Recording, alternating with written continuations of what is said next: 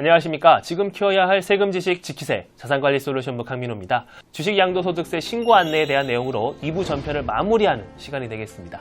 마지막 시간도 역시 왕현정 세무사님 나와 계십니다. 안녕하세요. 네, 안녕하십니까. 네, 세금의 성질이나 또 뭐 무슨 소득으로 신고해야 하는지는 들었는데 막상 얼마나 세금을 내야 하는지 그리고 또 이걸 언제 신고를 해야 되는지 이런 절차적인 부분은 못 들은 것 같아서요. 네. 그래서 저희가 오늘은 그런 네. 절차적인 부분을 안내 드리고 나서 마무리를 좀 지으는 게 좋을 것 같습니다. 네, 그러면 조금 상세하게 말씀 부탁드릴게요. 네. 이제 우선 주식과 관련해서 그간 저희가 양도소득세를 신고해야 된다, 그런 상황이 있을 거다라는 것을 굉장히 많이 말씀드렸잖아요. 네. 이때 가장 많이 주시는 질문이 세율에 대한 문의가 많습니다. 화면에서 보시면 저희 대주주의 양도소득세율이요, 첫 번째로 언급이 되어 있다는 게 보이실 겁니다. 네네. 제일 문의가 많아요. 네, 일단 장내 장외 구분이 없이요, 대주주라고 한다면요, 이 주식 양도소득에 대해서는 보유기간에 따라서 좀 세율이 나뉘어집니다. 보유한 기간이요? 보유기간? 네. 보유기간이 만약에 1년이 안 되는 주식이라면 이때는 지방소득세를 포함해서 33%의 세금을 내시게 되는 거고요. 1년 이상 보유는 했다라고 한다면 그때 이제 22%의 세율을 적용을 하대요. 만약에 이익을 좀 많이 봤다, 그래서 그 이익이 3억도 넘는다 내가, 그러면 이 3억 초과 부분에 대해서는 27.5%의 세금을 내시게 된다고 말씀드릴 수 있습니다. 결국엔 그 1년이 좀 분기점이 될 것 같은데 세무사님 사실상 한 번에 매수하진 않지 않습니까? 그렇죠. 매수한 주식 중에는 1년 넘은 것도 있고 넘지 않은 것도 있을 텐데 이거 맞아요. 구분을 어떻게 합니까? 이게 중요한 질문인데요. 세법상으로는 이제 그 매매되는 기간을 다 따져봐야 됩니다. 이거를 개별법이라고 이제 표현을 할 수는 있어요. 처음에 이제 다 내가 오늘 판 주식이 몇 월 며칠자에 판 주식이라는 걸 알면 딱 매칭시키면 되는데요. 근데 현실적으로 이제 이게 모르죠. 만만치 않죠.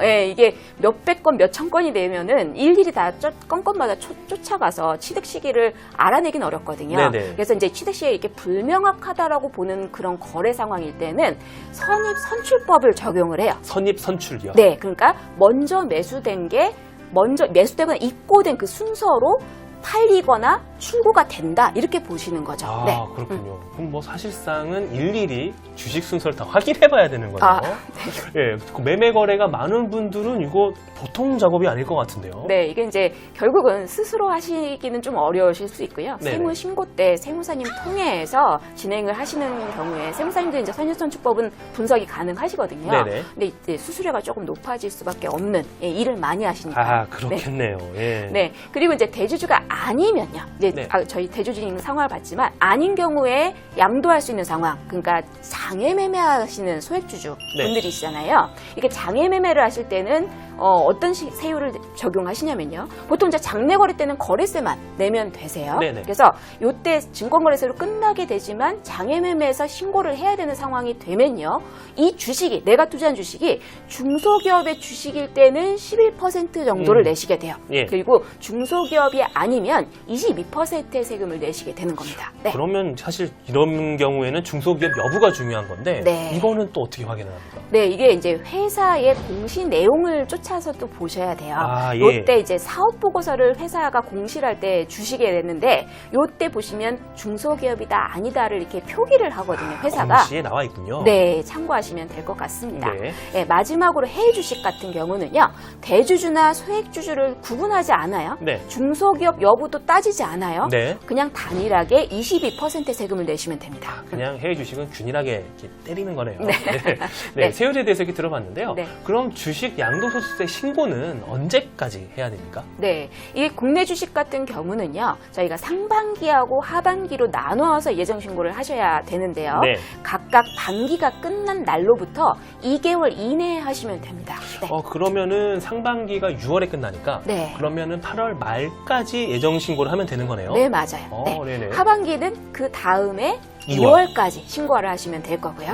근데 이제 하지만 이 해외 주식 같은 경우는 상반기, 하반기로 나누는 게 아니고요. 그러니까 예정 신고 따로 하지 않고 연간 이 해외 주식의 모든 소득을 모아서 다음 연도 5월 달에 한 번 하시면 됩니다. 그럼 이건 종합소득 신고 기간과 좀 겹치네요. 네, 기간은 같은데요. 네. 종합소득세 신고를 하시는 것과는 별개로 해외 주식 양도소득세 신고를 진행을 하시게 된다라고 말씀드릴 수가 있죠.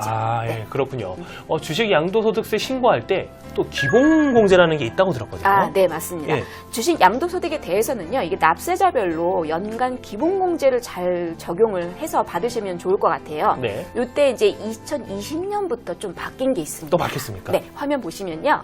2019년까지는 국내 주식 양도소득에서 250만 원 공제, 네. 해외 주식 양도소득에서 250만 원 공제, 그러면 네. 총 500만 500만 원의 소득 공제를 받을 수가 있었어요. 네. 근데 이게 2020년부터는요. 국내 주식하고 해외 주식을 이제 묶어서 신고하는 것으로 제도가 좀 바뀌어 있어요. 예. 그래서 각각의 이익과 손해도 합쳐서 신고를 하게 되는 거고요. 예. 대신 이제 이렇게 손익통산을 끝난 소득에 대해서 만약에 이익이 있으면 250만 원 공제를 한 번만 적용해 주는 것으로 바뀐 거죠. 네. 그러면 공제가 줄어든 거니까 네. 안 좋게 바뀐 거 아닙니까? 그게요.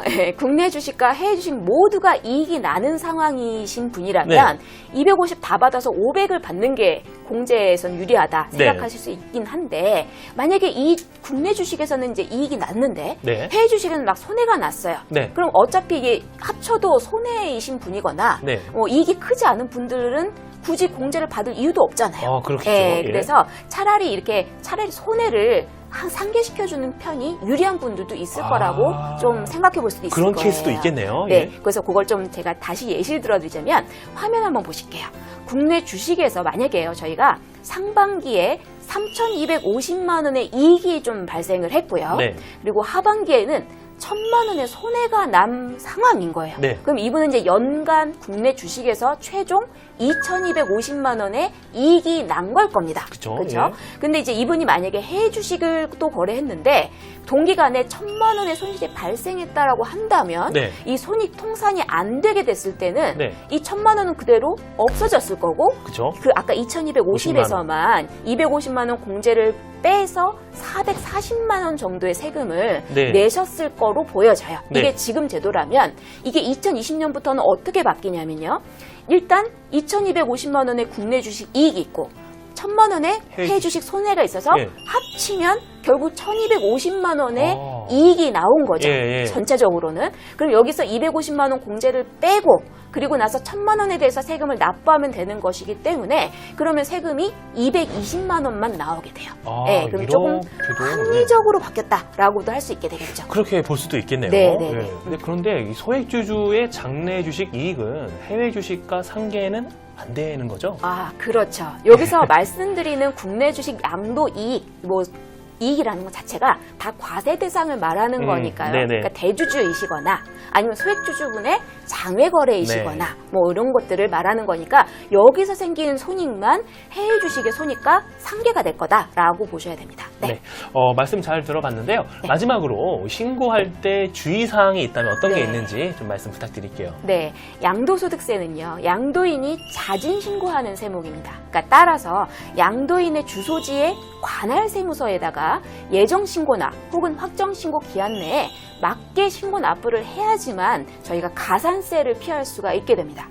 만약에 신고를 하지 않게 되면 무신고 가산세를 추가해서 세금을 내셔야 되는 상황이 될 거예요. 네. 이때 신고를 만약에 했었다라면 냈었어야 되는 세금이 있었을 건데 네. 안 했기 때문에 요거의 20%를 추가로 일단 내셔야 돼요. 네. 근데 만약에 이거를 내가 어떤 부정한 의도를 가지고 일부러 안 했다. 네. 근데 이게 적발이 돼서 결국은 세금을 토해내게 됐다. 이러면 가산세율이 40%까지 올라가게 됩니다. 예. 상당히 세율이 부담이 될 거고요. 그다음에 기한 안에 이 세금을 신고도 안 했으면 납부도 안 된 거기 때문에 그쵸. 요때 이 미납세액의 하루당 10,000분의 2.5씩을 이렇게 산출을 한 이자를 납부 지연의 가산세로 내셔야 되는 겁니다. 네. 그렇군요.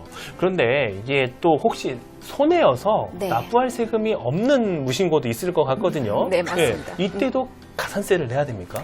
이거는 이제 세법상 과세 대상 행위를 하게 되면 세법 조문을 보시면 네. 손해가 나도 신고하라고 돼 있어요. 원칙은. 그렇군요. 네. 예. 그런데 만약에요. 손해가 명확한 경우고 내가 이걸 입증할 수 있어요. 네. 그렇다면 만약에 그래서 무신고를 했다. 내가 안 했다. 신고 안 했다. 그러면 어차피 세액이 없었던 상황이지 않습니까? 네, 그렇죠. 그래서 이게 적발된다 하더라도 가산세는 물리지는 않아요. 아, 예. 내가 대신에 요 손해라는 걸 입증은 해줘야 되겠죠, 단듯이. 네네. 그래서 그 증빙을 가지고 계시는 게 굉장히 주의하셔야 되는 점이다라고 말씀드릴 수 있습니다. 네, 이렇게 신고와 관련해서 주의사항 설명 잘 들어봤는데요. 네, 감사합니다, 세무사님. 감사합니다. 네.